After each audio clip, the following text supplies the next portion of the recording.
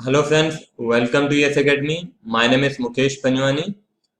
आज हम एक नया चैप्टर स्टार्ट करने जा रहे हैं जिसका नाम है अकाउंटिंग फॉर शेयर कैपिटल।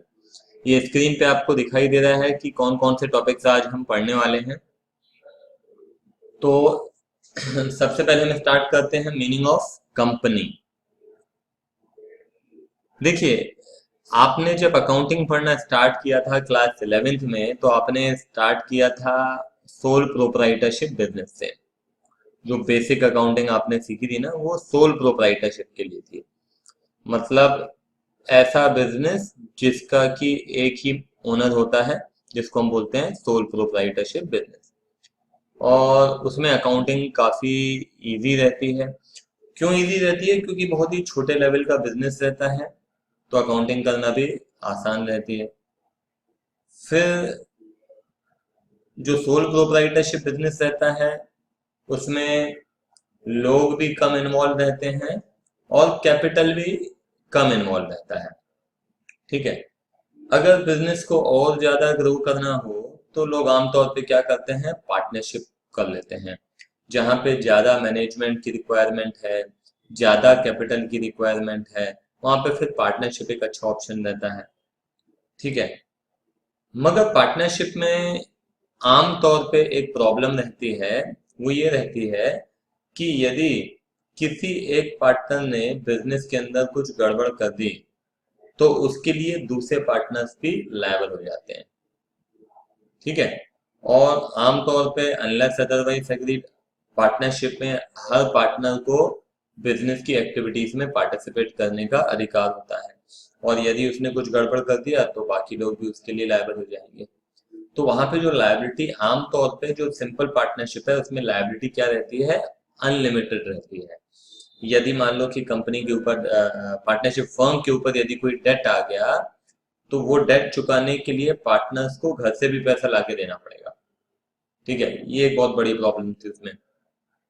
तो उसके बाद एक और प्रॉब्लम थी कि उसमें भी अल्टीमेटली आप कितने लोगों को इन्वॉल्व कर सकते हो। अगर बिजनेस को आपको और बड़े लेवल पे लेके जाना है तो आपको और ज्यादा कैपिटल चाहिए। और फिर जब और ज्यादा कैपिटल चाहिए तो वहां पे फिर कुछ लोग, गिनती के कुछ लोग, बहुत ज्यादा कैपिटल अरेंज नहीं कर सकते हैं। तो उसके लिए फिर सामने एक फॉर्मेट आया जिसको हम बोलते हैं कंपनी। तो कंपनी में ये लिमिटेशंस नहीं रहते हैं। पहली बात तो उसमें जो लायबिलिटी रहती है कंपनी में वो लिमिटेड होती है। मतलब क्या होता है, इस पे भी आते हैं अपन। और दूसरा, ये जो कैपिटल का प्रॉब्लम है वो भी खत्म हो जाता है। देखिए, आपको यदि कोई छोटे लेवल का बिजनेस करना है तो कैपिटल अरेंज हो जाता है। या तो आपके पास खुद पैसा है, या तो ठीक है आपने अपने दोस्तों से ले लिया, आपने बैंक से ले लिया, तो चलेगा।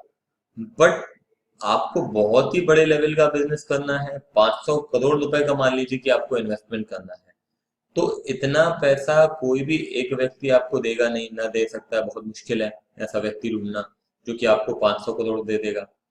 या फिर आप बैंक के पास जाएंगे तो बैंक भी आपको इतना पैसा देने के लिए तैयार नहीं होगा।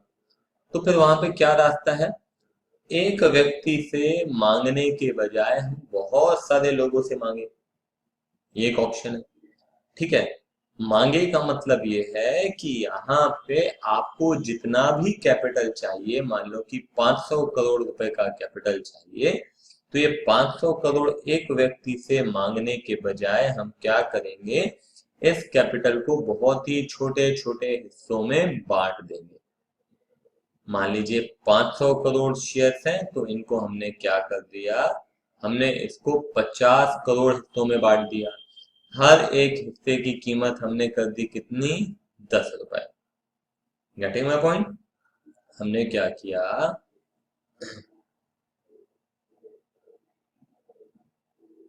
हमने 500 करोड़ का जो हमको कैपिटल चाहिए, उसको हमने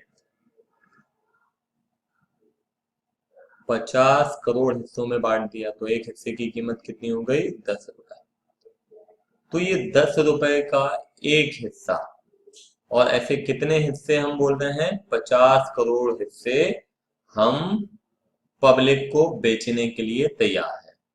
क्योंकि आपको अल्टीमेटली आपका मोटिव यहाँ पे क्या है, आपका मोटिव है 500 करोड़ रुपए अरेंज करना, और 500 करोड़ रुपए आपको अरेंज करने के लिए कोई कुछ गिनती के लोग नहीं मिलेंगे जो कि इतने पैसे आपके कंपनी में लगाना पसंद करेंगे। तो इसीलिए आपने क्या कर दिया, इसके 50 करोड़ हिस्से कर दिए, और एक एक हिस्से की कीमत आपने कर दी कितनी, 10 रुपए। ठीक है, चलो मैं आपको एक एग्जांपल दे रहा हूं, आपको छोटे एग्जांपल से समझ में आ जाएगा। मान लीजिए कि आप जिस लेवल पे हैं उसी लेवल पे आपके दिमाग पे एक छोटा सा बिजनेस प्रोजेक्ट आया, और उस बिजनेस प्रोजेक्ट में 10,000 रुपए की जरूरत है आपको। तो 10,000 रुपए आपके पास है नहीं, और आपको मालूम है कि यदि आप अपने पापा को बोलेंगे कि 10,000 रुपए दे दो, मेरे दिमाग में एक बिजनेस आइडिया है और मैं स्टार्ट करना चाहता हूँ, तो शायद आपके पापा भी 10,000 रुपए आपको देने से मना कर दें। तो आपने क्या किया, आपने बोला यार एक ही व्यक्ति से 10,000 मांगना मुश्किल है, तो आपने अपने पापा से 1,000 ले लिया, अपनी मम्मी से 1,000 ले लिया, सिस्टर से ले लिया, भाई से ले लिया, दोस्तों से ले लिया, रिश्तेदारों से ले लिया। ऐसे करते करते आपने सबसे 1,000 करके और 10,000 अरेंज कर दिया। तो वो कंपेरेटिवली क्या होता है, आसान होता है। एक ही व्यक्ति से 10,000 लेना कंपेरेटिवली मुश्किल है। तो वैसे ही कंपनीज भी क्या करती हैं, कंपनीज को जितने भी कैपिटल की जरूरत है वो एक ही व्यक्ति से मांगने की बजाय उसके बहुत सारे छोटे छोटे हिस्से कर देते हैं, और वो हिस्से प्रोस्पेक्टस के थ्रू पब्लिक में भेजे जाते हैं कि पब्लिक वो शेयर्स के लिए अप्लाई करे। ठीक है, अगर मैं इंटरेस्टेड हूं किसी कंपनी में, अगर मेरे को लगता है कि उसका 10 रुपए का एक हिस्सा मैं खरीद सकता हूं तो मैं खरीद लूंगा। तो कहने का मतलब ये है कि मैं उस कंपनी में एक हिस्सा खरीद रहा हूं, हिस्सा मतलब शेयर। तो उसकी कैपिटल, जितना भी उसका कैपिटल है उसका एक हिस्सा मैंने खरीद लिया। ठीक है, समझ में आई बात। तो मैं उस हिस्से का ओनर हो जाता हूं, तो मैं यहाँ पे कौन हो जाऊंगा, मैं हो जाऊंगा share holder. So what is the meaning of company? Company means an association which is incorporated by law. एक ऐसा एसोसिएशन जो कि कहाँ से बन रहा है, लॉ के द्वारा बन रहा है। ठीक है, तो इसलिए कंपनी को एक आर्टिफिशियल पर्सन भी बोला गया है। क्या बोला गया है, artificial person which is incorporated by law. जो जो कैसे बन रहा है, जैसे आप और मैं क्या है, नेचुरल पर्सन है, वैसे कंपनी भी क्या है, पर्सन है, मगर वो एक आर्टिफिशियल पर्सन है। आर्टिफिशियल क्यों बोल रहे हैं, क्योंकि वो लॉ के द्वारा बन रही है। ठीक है, क्लियर है ये चीज। मीनिंग ऑफ शेयर, शेयर का मतलब है हिस्सा, एक कंपनी में हिस्सेदारी होना। मतलब अगर मेरे पास किसी कंपनी का एक शेयर है तो मैं बोलूंगा कि मैं उस कंपनी का शेयर होल्डर हूँ। क्लियर है। तो ये शेयर्स कंपनी कैसे इशू करती हैं, कुछ फर्म्स होते हैं जो कि आपको असिस्ट करती हैं आपके शेयर्स पब्लिक में इशू करने के लिए, और उसके एवज में आपसे कुछ पैसे वो लेते हैं। ठीक है, तो उसके लिए एक प्रोस्पेक्टस इशू किया जाता है। उस प्रोस्पेक्टस में आपकी कंपनी के बारे में, आपके बिजनेस के बारे में पूरी जानकारी दी रहती है, और वो पब्लिक के बीच में इशू किया जाता है। उस फॉर्म में आप अपनी पूरी जानकारी भर के और साथ में एक चेक या डीडी आप बना के कंपनी में भेजते हैं, और कंपनी फिर अगर आपको वो शेयर देना चाहे, बेचना चाहे, तो वो कंपनी आपको शेयर्स दे देती है। ठीक है, ये मोटा मोटी प्रोसेस मैंने आपको बताया है।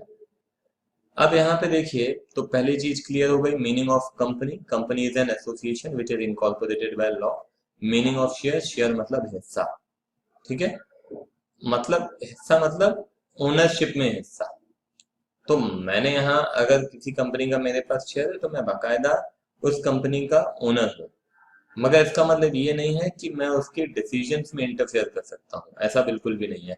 फॉर एग्जांपल कि मेरे पास एक कैडबरी कंपनी का मान लीजिए कि शेयर है, हालांकि कैडबरी एक लिस्टेड कंपनी नहीं है इसलिए उसके शेयर मार्केट में है नहीं, तो मान लीजिए कि मेरे पास एक कैडबरी का एक शेयर है, और मान लीजिए कि मेरे को डेयरी मिल्क का टेस्ट पसंद नहीं आता है, तो मैं कंपनी को यहाँ पे ऑर्डर नहीं कर सकता हूँ कि आप उसका टेस्ट चेंज कीजिए क्योंकि मेरे को ये पसंद नहीं आता है। This is practically not possible. क्यों, क्योंकि ऐसे तो बहुत सारे शेयर होल्डर्स हैं, कंपनी के बहुत सारे ओनर्स हैं, तो कोई व्यक्ति कुछ कहेगा, कोई व्यक्ति कुछ कहेगा, तो वो पॉसिबल नहीं है। तो ओनर है तो हम कर क्या सकते हैं, हम यही कर सकते हैं कि जब कंपनी को चलाने के लिए कोई व्यक्ति की जरूरत है जिसको हम बोलते हैं डायरेक्टर, तो डायरेक्टर का जब अपॉइंटमेंट होता है तो उसके लिए वोटिंग होती है, तो उस वोटिंग में डेफिनेटली आप पार्टिसिपेट कर सकते हैं। ठीक है, this is what you can do, अगर वो भी आप अगर इक्विटी शेयर होल्डर हैं तो। ठीक है, इक्विटी शेयर होल्डर क्या होता है, देखिए दो प्रकार के शेयर्स होते हैं, एक होता है इक्विटी शेयर्स और दूसरा होता है प्रेफरेंस शेयर। प्रेफरेंस शेयर में जो शेयर होल्डर है उसको डिविडेंड में प्रेफरेंस दिया जाता है। अब बात आती है कि डिविडेंड का मतलब क्या होता है। देखिए, मैंने यदि किसी कंपनी में शेयर खरीदे हैं, है ना, फॉर एग्जांपल अगर I told you Cadbury, Cadbury का यदि मैंने एक शेयर खरीदा है, मैंने ओनरशिप खरीदी है, तो ओनरशिप क्यों खरीदूंगा मैं, ताकि यदि वो कंपनी पैसे कमाती है तो कंपनी उस कमाई का एक हिस्सा मेरे को भी दे, है कि नहीं। तो जब कंपनी अगर पैसा कमाती है और कमाने के बाद यदि आपको उस कमाई का एक हिस्सा देती है तो उसको हम बोलते हैं डिविडेंड। ठीक है, इज इट क्लियर। तो अगर आप प्रेफरेंस शेयर होल्डर हैं, दो प्रकार के शेयर हैं जैसे मैंने बोला, एक प्रेफरेंस शेयर और दूसरा है क्या, इक्विटी शेयर। तो यदि आपके पास प्रेफरेंस शेयर हैं तो डिविडेंड पहले आपको दिया जाएगा, आपको देने के बाद डिविडेंड किसको दिया जाएगा, इक्विटी शेयर होल्डर को दिया जाएगा। और यदि बिजनेस को अपन वाइंड अप कर रहे हैं, बिजनेस को बंद कर रहे हैं, तो ऑब्वियस सी बात है कि आपका पैसा बिजनेस में लगा हुआ है, तो पहले पैसा दिया जाएगा प्रेफरेंस शेयर होल्डर को, प्रेफरेंस शेयर होल्डर को देने के बाद पैसा दिया जाएगा किसको, इक्विटी शेयर होल्डर को। ठीक है, ये कुछ बेसिक चीजें हैं जो कि आपको अगर थ्योरेटिकल क्वेश्चंस आते हैं तो उसमें हेल्प करेंगे, बाकी उसके अलावा भी आपको थ्योरी खुद से पढ़नी पड़ेगी। ठीक है, हाँ, तो मीनिंग ऑफ शेयर्स हो गया, मीनिंग ऑफ कंपनी हो गया। अब आते हैं consideration for issue of shares. तो कंपनी शेयर्स इशू करती है तो बदले में कंपनी को कुछ चाहिए, है कि नहीं। कंपनी को क्या चाहिए, कंपनी को पैसे चाहिए बदले में। ठीक है ना, ये देखो, ये जो लिखा है, या कैश या फिर अदर देन कैश। अब इसका मतलब क्या है, देखिए कंपनी को बिजनेस स्टार्ट करने के लिए ऑब्वियस सी बात है पैसों की जरूरत है। तो कंपनी ने बोला कि हम आपको हिस्सा बेच रहे हैं, आप यदि बदले में हमको पैसे देते हैं तो हम आपको हिस्सेदारी देंगे। तो ये क्या हो गया, ये हो गया कैश। कंसिडरेशन का मतलब होता है बदले में, बदले में आपको शेयर्स दे रहे हैं तो बदले में क्या चाहिए, बदले में उनको कैश चाहिए। और दूसरा है other than cash. Now what is the meaning of other than cash. मान लीजिए कि किसी कंपनी को एक बिल्डिंग खरीदना है, तो बिल्डिंग जिससे खरीद रहे हैं उसको हम ऑफर कर रहे हैं कि आप एक काम करो, आप हमको ये बिल्डिंग दे दो और उसके बदले में हम आपको शेयर दे देते हैं। मतलब शेयर्स के बदले में आप पैसे नहीं ले रहे हैं, मतलब शेयर्स के बदले में आप क्या ले रहे हैं, बिल्डिंग ले रहे हैं। ठीक है, तो शेयर्स के बदले में आप कैश भी ले सकते हैं या कैश के अलावा बाकी कुछ चीजें भी ले सकते हैं, जैसे कि मैंने बताया बिल्डिंग ले सकते हैं, मशीनरी ले सकते हैं, इस तरीके से। क्लियर है ये। सबसे पहला कंपनी, कंपनी समझ में आया क्या है, an association which is incorporated under companies act या incorporated by law. Meaning of share, share मतलब हिस्सा। आप शेयर्स कैसे इशू कर सकते हैं, आप शेयर्स इशू कर सकते हैं कैश में या फिर अदर देन कैश में। अब आते हैं कैटेगरीज ऑफ शेयर कैपिटल। चलिए अब ये थोड़ा सा आप समझने की कोशिश कीजिएगा। अलग अलग प्रकार के शेयर कैपिटल होते हैं, तो कौन कौन से शेयर कैपिटल हैं, चलो समझिएगा अच्छे से आप। सबसे पहला है ऑथराइज्ड कैपिटल, ऑथराइज्ड कैपिटल, या फिर इसको हम बोलते हैं रजिस्टर्ड कैपिटल, या फिर इसको हम बोलते हैं नॉमिनल कैपिटल। चलिए समझिएगा, जब कंपनी का फॉर्मेशन होता है तो उनको कुछ लीगल डॉक्यूमेंट्स बनाने पड़ते हैं। उनमें से सबसे इम्पोर्टेंट डॉक्यूमेंट होता है मेमोरेंडम ऑफ एसोसिएशन। इस मेमोरेंडम ऑफ एसोसिएशन में कंपनी का क्या ऑब्जेक्ट है, कंपनी के रिलेशन उनके शेयर होल्डर से किस तरह से रहेंगे, कंपनी के क्या पावर्स हैं जिसके अंतर्गत कंपनी काम करेगी। ठीक है, ये सारा उसमें डिफाइन रहता है। एक प्रकार से बोलते हैं कि मेमोरेंडम ऑफ एसोसिएशन जो है वो एक कंपनी का कॉन्स्टिट्यूशन है, एक संविधान है। ठीक है, और उस मेमोरेंडम ऑफ एसोसिएशन में कंपनी का ऑथराइज्ड कैपिटल मेंशन होता है। ठीक है, अब ये ऑथराइज्ड कैपिटल किसको बोलते हैं? ऑथराइज्ड कैपिटल वो कैपिटल है किसी भी कंपनी का जितना कैपिटल कंपनी रेज कर सकती है, जितना कैपिटल कंपनी इशू करने का अधिकार रखती है, उसको हम बोलते हैं ऑथराइज्ड कैपिटल। यदि मैंने अपना ऑथराइज्ड कैपिटल लिख दिया 1000 करोड़, तो मैं अधिकतम कितने के शेयर्स इशू कर सकता हूं? मैं 1000 करोड़ के शेयर्स ही इशू कर सकता हूं, उससे ज्यादा के शेयर्स में इशू नहीं कर सकता हूं। तो this is the maximum amount of capital, the maximum amount of money which can be raised in the form of capital. ठीक है, उसको हम बोलते हैं authorised capital. This is the capital which we are authorised to issue, आसान शब्दों में। तो आमतौर पे जो हमारी फ्यूचर रिक्वायरमेंट्स हैं उनको ध्यान में रखते हुए ही ऑथराइज्ड कैपिटल हम बनाते हैं और इसको हम अपने मेमोरेंडम ऑफ एसोसिएशन में मेंशन करते हैं। Is it clear? समझ में आई बात? Authorised capital, registered capital, nominal capital किसको बोलते हैं? तो ये जो आपका ऑथराइज्ड कैपिटल है, चलो एक एग्जांपल लेके चलते हैं हम। मान लो कि आपका ऑथराइज्ड कैपिटल है 100 करोड़ रुपए, मान लो। ठीक है, अब इस ऑथराइज्ड कैपिटल में अभी आपको 100 करोड़ की जरूरत बिल्कुल भी नहीं है। आपने तो फ्यूचर रिक्वायरमेंट्स को ध्यान में रखते हुए बनाया है। अभी की रिक्वायरमेंट आपकी कितनी है? मान लेते हैं कि अभी की रिक्वायरमेंट आपकी है केवल और केवल 40 करोड़। तो आप कितने के शेयर्स इशू कर रहे हैं? आप 40 करोड़ के शेयर्स इशू कर रहे हैं। तो जितने के शेयर्स आप इशू कर रहे हैं उसको हम बोलेंगे इशूड कैपिटल। कितने के शेयर्स आपने इशू किए? 40 करोड़ के। और जितने के शेयर्स आप इशू नहीं कर रहे हैं उसको हम बोल रहे हैं अनइशूड कैपिटल। कितने के शेयर्स आप इशू नहीं कर रहे हैं, बाद में करेंगे शायद, अभी आपको जरूरत नहीं है। आप कितने के शेयर इशू कर सकते थे? 100 करोड़ के।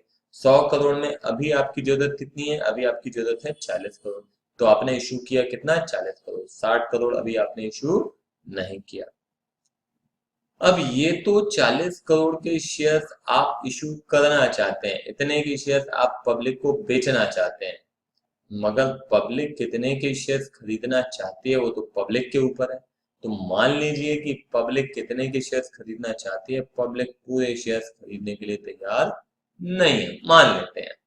तो मान लीजिए कि पब्लिक जो शेयर्स खरीदती है, खरीदने के लिए तैयार है, वो है 38 करोड़। आप कितना बेचना चाह रहे हैं? 40 करोड़, मगर कंपनी कितना खरीदने को, पब्लिक कितना खरीदने को तैयार है? 38 करोड़। तो ये जो पब्लिक लेने के लिए तैयार है उसको हम बोलते हैं सब्सक्राइब्ड कैपिटल। ठीक है, एक बार फिर से देखो। ऑथराइज्ड कैपिटल मतलब जितना कैपिटल हम रेस कर सकते हैं, ये हमारी अधिकतम क्षमता है। 100 करोड़ हम रेस कर सकते हैं, उसमें से अभी हमने कितना इशू किया? That is issued capital 40 crore. और इस इशूड कैपिटल में पब्लिक कितना लेने के लिए तैयार हो गई इसको हम बोलते हैं subscribe capital, and that is 38 crore. और कितना अभी पब्लिक लेने के लिए तैयार नहीं है उसको हम बोलते हैं अनसब्सक्राइब्ड कैपिटल। वो कितना है? 2 करोड़। ठीक है, जितना पब्लिक लेने के लिए तैयार नहीं है उसको हम बोल रहे हैं सब्सक्राइब कैपिटल।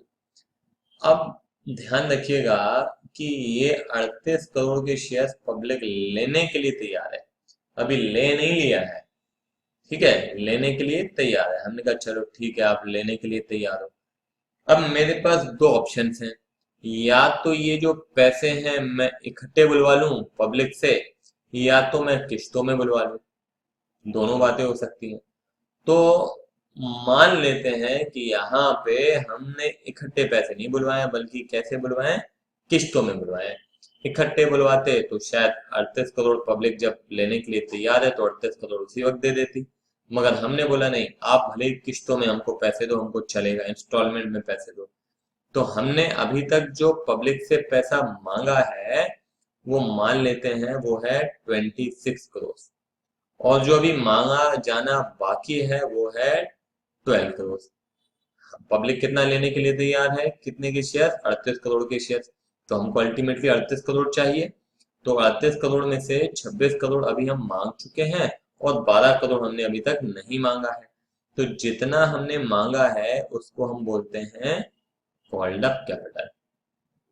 ठीक है, इसको हम क्या बोलेंगे, कॉल्ड अप कैपिटल। और जितना पब्लिक से हमने अभी नहीं मांगा है उसको हम बोल रहे हैं अनकॉल्ड कैपिटल। रिपीट कर रहा हूँ सारी चीजें एक बार फिर से देखो।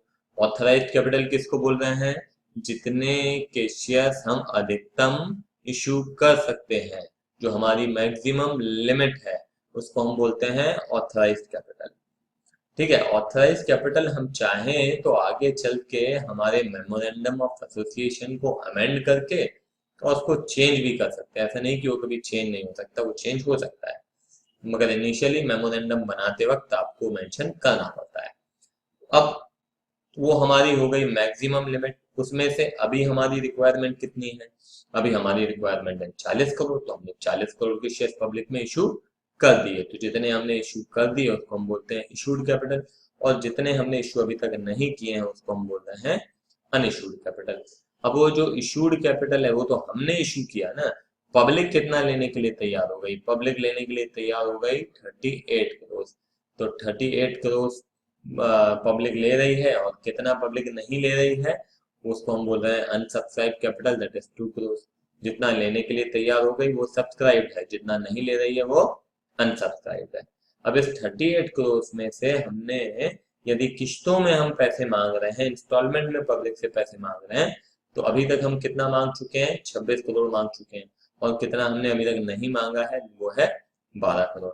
तो ये 26 करोड़ जो हमने अभी पब्लिक से मांगा है, ध्यान देना, हमने जो 26 करोड़ अभी पब्लिक से मांगा है उसमें से पब्लिक ने दिया कितना है, ये एक देखने वाली बात है। मान लीजिए कि पब्लिक ने हमको दिया है अभी 25 करोड़। तो जो 25 करोड़ पब्लिक ने हमको दिया है उसको हम बोलेंगे पेड अप कैपिटल। और जितना 1 करोड़ रुपए अभी तक हमको नहीं मिला है ना, हमको लेना बाकी है, इसको हम बोलते हैं कॉल्स इन अरियर्स। इसको हम क्या बोलेंगे, कॉल्स इन अरियर्स। जितना हमने मांगा है मगर हमको नहीं मिला है उसको हम बोलते हैं कॉल्स इन अरियर्स। तो ये पूरा चार्ट बन गया आपका।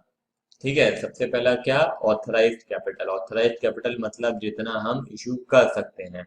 आज की रिक्वायरमेंट के हिसाब से हमने जितना इशू किया उसको हम बोलते हैं इशूड कैपिटल। ठीक है, और बाकी जो बाद में हम करेंगे कभी उसको हम बोल रहे हैं अनइशूड कैपिटल। इशूड कैपिटल में जितना पब्लिक लेने के लिए तैयार होगा इसको हम बोलते हैं सब्सक्राइब्ड कैपिटल।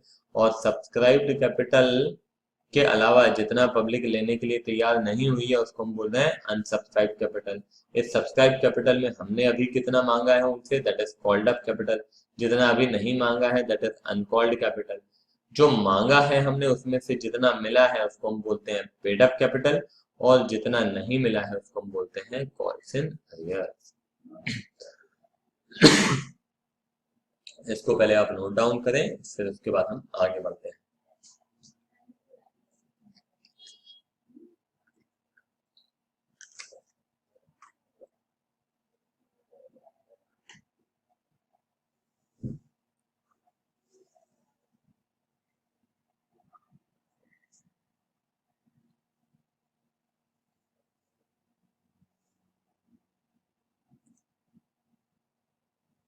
ठीक है, तो चलिए अब यहाँ पे आइए। यहाँ पे अभी तक भी नोट डाउन नहीं किया है तो लेक्चर को आप पॉज कर सकते हैं। यहाँ पे लिखा हुआ है issue of share in lump sum, और दूसरा लिखा है issue of shares in instalments. तो चलिए पहले अपन देखते हैं लमसम। पहले एक काम करते हैं, इसको रब कर दें।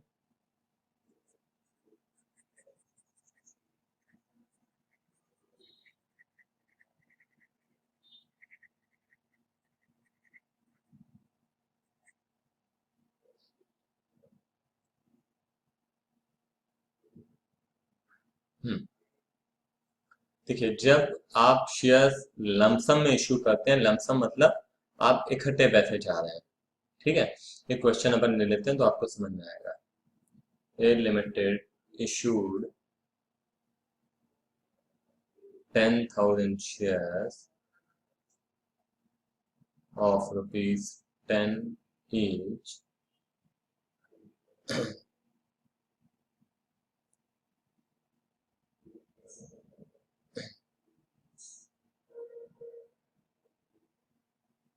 which are fully subscribed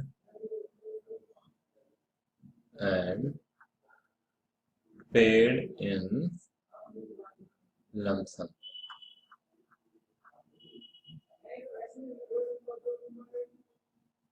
ठीक है, तो ये 10,000 शेयर्स है, 10 रुपए का एक शेयर है, फुल्ली सब्सक्राइब। चलो, एक तो ये आप समझ लो फुल्ली सब्सक्राइब का मतलब क्या है। देखिए, अगर मान लो कि हमने यहाँ पे 10,000 शेयर्स इशू किए और हमारे पास जो एप्लीकेशंस हैं, ध्यान देना, हमने इशू किए कितने, 10,000 शेयर। हमारे पास जो एप्लीकेशन है वो 10,000 से ज्यादा आ गई, तो उसको हम बोलते हैं ओवर सब्सक्राइब।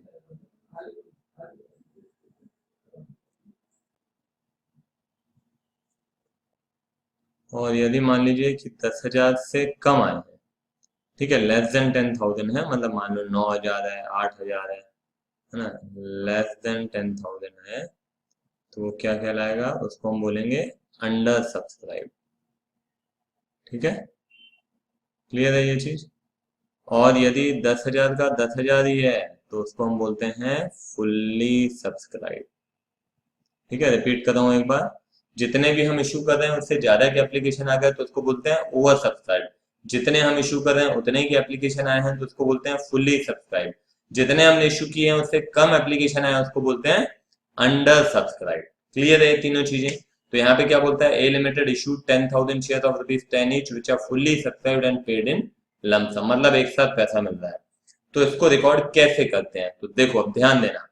सबसे पहले आपके पास पैसे आ रहे हैं, bank account debit to equity share है, मान लीजिए equity shares application and allotment account. Bank account debit to equity shares and application and allotment account, मतलब क्या। देखो, आपके पास ये 10,000 शेयर के एप्लीकेशन आ रहे हैं, ₹10 पर शेयर, मतलब कितना हो गया, 1,00,000 रुपए। तो 1,00,000 रुपए जब आया तो आपको लिखना तो पड़ेगा ना कि 1,00,000 रुपए आया है ना। 1,00,000 रुपए आया है, सबसे पहली बात तो ये लिखनी पड़ेगी। उसके बाद 1,00,000 रुपए किससे आया है वो भी लिखना पड़ेगा। तो ये एक ग्रुप ऑफ पीपल से आया है, और वो ग्रुप ऑफ पीपल का नाम अलग अलग हो सकता है, राम, श्याम, घनश्याम, कालीराम, दुबेलाल, है ना। तो इनका अलग अलग नाम लिखने की बजाय हम क्या कर रहे हैं, उनका एक ही ग्रुप ऑफ पीपल का नाम लिखने के लिए हम क्या लिख रहे हैं, to equity share application and allotment account, बजाय कि अलग अलग लिखने की हमने ये नाम लिख दिया। तो ये बता रहा है कि इतना पैसा आया है इस ग्रुप ऑफ पीपल से। अभी केवल पैसा आया है, अभी हमने उनको शेयर अलॉट किए नहीं है। वो तो हमारे ऊपर है कि हम किसको शेयर देना चाहते हैं और किसको शेयर हम नहीं देना चाहते हैं। ठीक है, आप जब किसी को शेयर दे रहे हो ना तो आप उसको हिस्सा दे रहे हो, अपने बिजनेस में हिस्सेदार बना रहे हो। तो याद होगा सोल प्रोप्राइटरशिप में शुरू में जब हम बिजनेस स्टार्ट करते थे और हम पैसा लेके आते थे बिजनेस के अंदर, तो हम एंट्री क्या करते थे, cash account debit to capital करते थे, नहीं, या फिर bank account debit to capital, ऐसी एंट्री होती थी, है ना। क्यों, क्योंकि आप जो पैसा लेके आ रहे हैं वो किसके लिए लेके आ रहे हैं, कैपिटल के लिए लेके आ रहे हैं। ओनर जब पैसे लेके आता है तो उसको हम क्या बोलते हैं, कैपिटल बोलते हैं हमारे। तो वैसे ही ये लोग अभी पैसे लेके आ रहे हैं, मगर ये ओनर है कि नहीं अभी हम नहीं बोल सकते, अभी ओनर नहीं है। क्यों, क्योंकि अभी हमने इनको शेयर अलॉट करना बाकी है, हमने इनको शेयर दिए नहीं है। तो यदि हम इनको शेयर अलॉट कर देते हैं, हम इनको शेयर्स, ऑब्वियस सी बात है हम शेयर्स अलॉट करेंगे ही करेंगे, इसलिए तो हमने उनको बोला है। ठीक है, तो हम शेयर्स जब इनको अलॉट करेंगे तो उसकी अलग एंट्री होगी, ये खाली पैसे मिलने की एंट्री है। ठीक है, इसको हम क्या बोलते हैं, बीइंग एप्लीकेशन मनी रिसीव्ड, आपको खाली एप्लीकेशन का पैसा मिल रहा है, इसमें पूरा पैसा मिल रहा है। ठीक है, एप्लीकेशन के साथ मतलब आपको 10 रुपए पूरा का पूरा एक साथ मिल रहा है। तो जब पूरा पैसा एक साथ मिलता है तो उसको हम बोलते हैं एप्लीकेशन एंड अलॉटमेंट। ठीक है, उसको हम क्या बोलते हैं, एप्लीकेशन। क्यों? क्योंकि यहाँ पे एप्लीकेशन का भी पैसा मिल रहा है और अलॉटमेंट वगैरह आगे का भी पैसा एक साथ मिल रहा है, उसको हम बोलते हैं equity share application and allotment account. फिर इनको आप शेयर अलॉट करेंगे, तो शेयर अलॉट करेंगे तो उसकी एंट्री क्या हो जाएगी, उसकी एंट्री हो जाएगी equity share application and allotment account debit to equity share application and allotment account debit to equity share capital. Equity share capital कितना, 1 लाख। 1 लाख। तो अभी क्या किया आपने, समझो, आपने इस ग्रुप ऑफ पीपल को क्रेडिट किया था, अभी ग्रुप ऑफ पीपल को डेबिट करके उनको कहाँ ट्रांसफर कर दिया, शेयर कैपिटल में। मतलब आपने उनको शेयर अलॉट कर दिया, आपने उनको ओनर बना दिया, अपनी कंपनी में हिस्सा दे दिया। कैसे पता, देखो, आप इन दोनों की एंट्री को मर्ज करो तो आपको क्या समझ में आएगा। यहाँ पे आप बैंक अकाउंट डेबिट कर रहे हो, equity share capital and application allotment को क्रेडिट किया, ये क्रेडिट किया, ये डेबिट किया, तो ये खत्म हो जाएगा। अल्टीमेटली एंट्री क्या बची, bank account debit to equity share capital. जो 11th में पढ़ा था, याद होगा, वहां कैपिटल होता था, यहाँ पे क्या है, इक्विटी शेयर कैपिटल। ठीक है, अब मैं बोलता हूँ, यदि आप इसकी बैलेंस शीट बनाते हो तो इस बैलेंस शीट में ये आपका इस तरफ बैंक रहेगा 1 लाख रुपए। ठीक है, और इस तरफ क्या रहेगा, आपका शेयर कैपिटल रहेगा 1 लाख रुपए। हो गया, ये आपका डेबिट हुआ, क्रेडिट हुआ और डेबिट हुआ, खत्म हो गया। ठीक है, सिंपल है। दूसरा क्या है, issue of shares in instalment. अगर इंस्टॉलमेंट में इशू करते हैं तो इंस्टॉलमेंट में कैसे इशू करते हैं, चलो वो भी एक एग्जांपल देख लो आप लोग। ए limited issued 10,000 shares of ₹10 each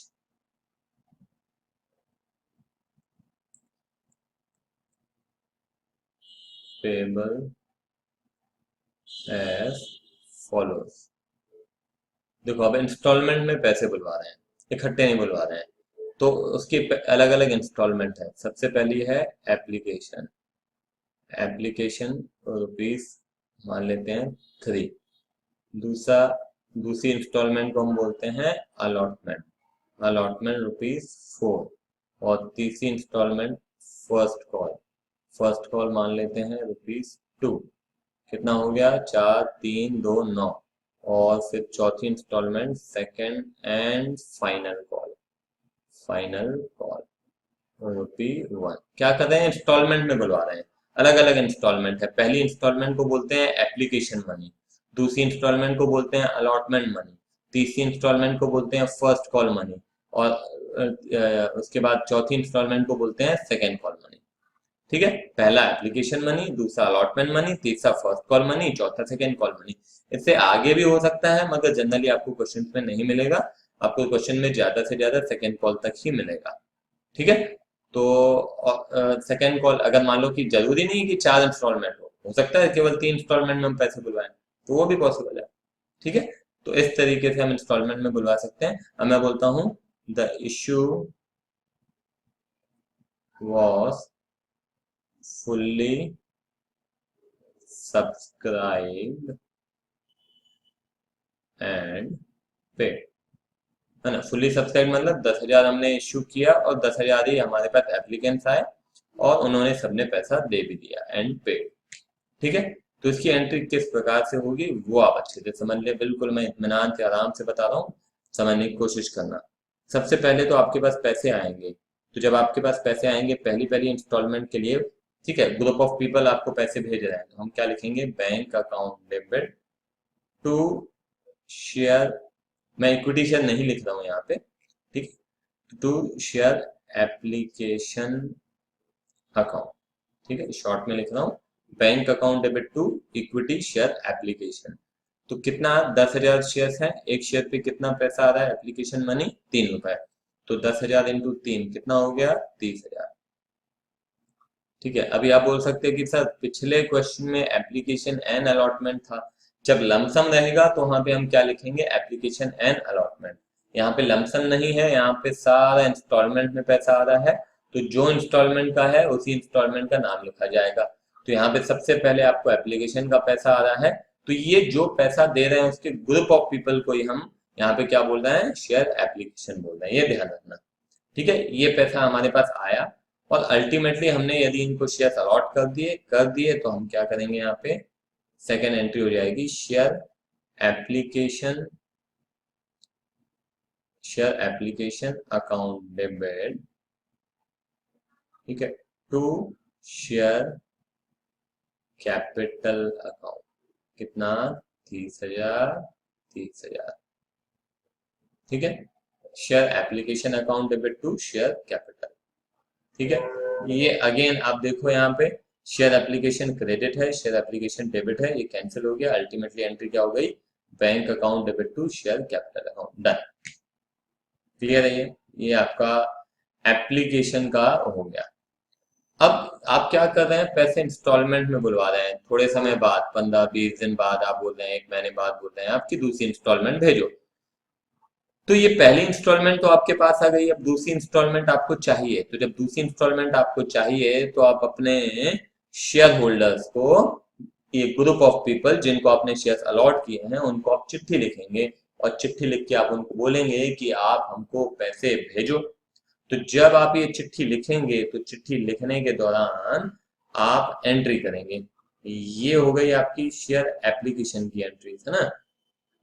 अब आते हैं शेयर अलॉटमेंट की एंट्रीज, मतलब सेकेंड इंस्टॉलमेंट की। तो आप चिट्ठी लिखेंगे कि हमको पैसे भेजो, तो ये तीसरी एंट्री जो होगी वो कुछ इस प्रकार से होगी, शेयर, आप बोल रहे हैं उनको पैसे भेजो, आप उनसे पैसा लेना चाह रहे हैं, तो जिससे पैसे लेने होते हैं उसका अकाउंट डेबिट करते हैं। ये बेसिक नॉलेज आप मेरे ख्याल से आपको 11th में आपने पढ़ा होगा।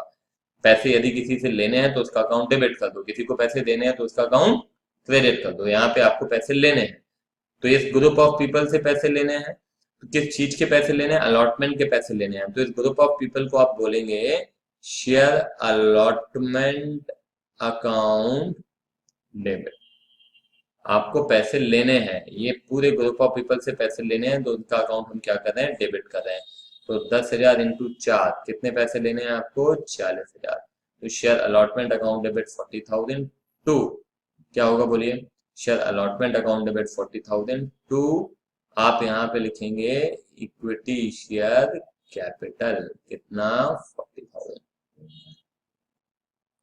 अब उसके बाद आपको, जब आपने ये क्या किया, अभी उनसे पैसे मांगे हैं कि आपकी इंस्टॉलमेंट ड्यू हो गई है, अब जब आपको पैसे मिल जाएंगे तो आप क्या लिखेंगे, बैंक अकाउंट डेबिट, कौन पैसे दे रहा है, ये ग्रुप ऑफ पीपल पैसे दे रहा है ना। जैसे आपने 11th में पढ़ा होगा, राम से पैसे मिल रहे हैं तो हम क्या लिखते थे, bank account debit to Ram. अभी किन से पैसे मिल रहे हैं, ग्रुप ऑफ पीपल से पैसे मिल रहे हैं, तो क्या लिखेंगे, bank account debit to share allotment account. कितना, 40,000 लेना था, 40,000 मिल गया। तो अब देखो यहाँ पे शेयर अलॉटमेंट, यहाँ पे डेबिट था, शेयर अलॉटमेंट क्रेडिट हो गया, दोनों आपस में खत्म।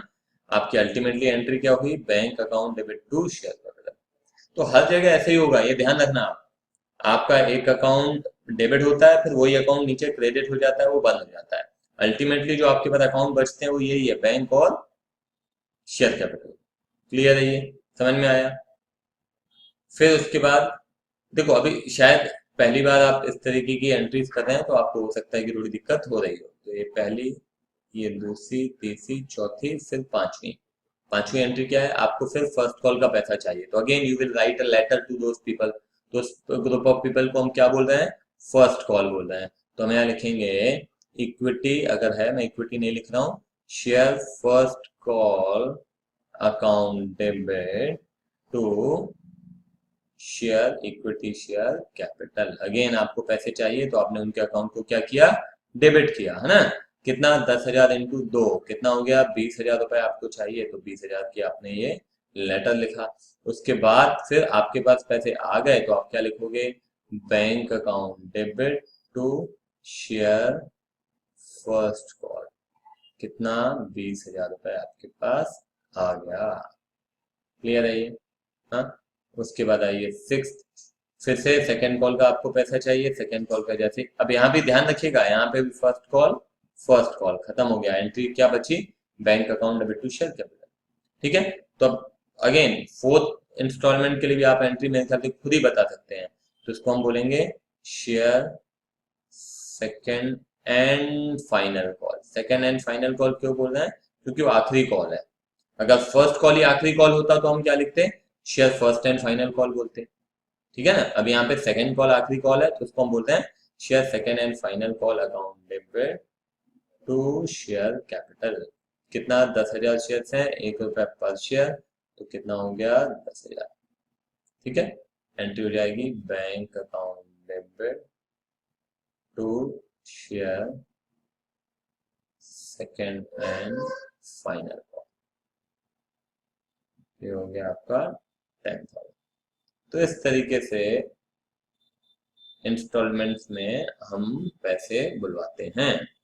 तो ये पहला पहला क्वेश्चन है ना, हो सकता है आपको थोड़ा समझ में कम आया हो, मगर प्रैक्टिस से ये सब समझ में आ जाएगा, आपको दिक्कत नहीं आएगी। तो एक मिनट, ये मैंने नंबरिंग है, ये 6 हो जाएगा, ये 7 ट्रांजेक्शन है और ये 8 ट्रांजेक्शन है। क्लियर है ये? ठीक है, इसको नोट डाउन करो, आगे प्रैक्टिस करेंगे, कंसेप्ट और अच्छे से आपके क्लियर हो जाएंगे। ठीक है, तो फिलहाल के लिए इतना काफी है। Bye bye.